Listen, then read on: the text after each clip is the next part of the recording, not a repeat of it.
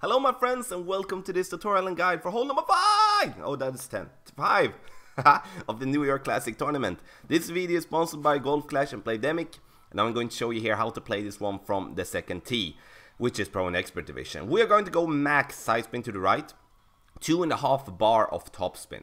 And we want to put ourselves here on this fairway just above the bunker when we have this type of wind. With headwind, it's going to be too tough going that way, then we need to bounce it on the right side as well. We're going to adjust this one with 9 rings. I know the Apocalypse is 1.3 per ring, which is slightly over adjusted, but the reason for that is that the ball would travel a little bit further due to the water that we do have on the side, combined with that we do have tailwind and want to counter for the first bounce so we don't go too far.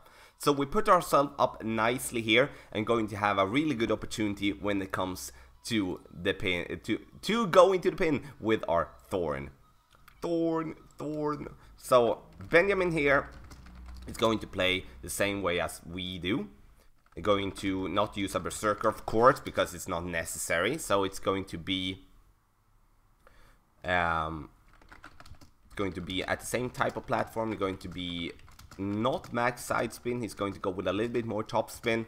And the thing to have in mind when it comes to the top spin here is to not overuse it. Too much top spin will, in many cases, put yourself in the rough behind the green. And again, 8.3, need to adjust this one, approximately 10 rings around that to be safe there, to not go too far. As you can see here, getting a little bit too far, a little bit too much topspin, puts himself into the rough, which is going to be tough to make the eagle from this position. Okay, now we're going to go for the thorn here, and now we need to have in mind that headwind always affects the bounce that we are playing with. So the first bounce is going to get a little bit worse, or not worse, but a little bit weird compared to like a normal when we do have like side wind or we do have tailwind. We're going to go with 6 rings when it comes to this one to counter the headwind a little bit.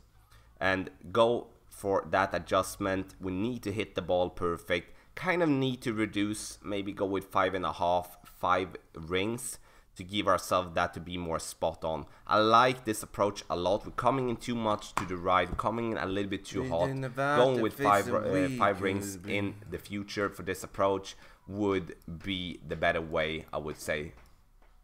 So our opponent going with the Nirvana here, and it's going to be a tough one, of course, to get to the hole, but still a manageable to do so.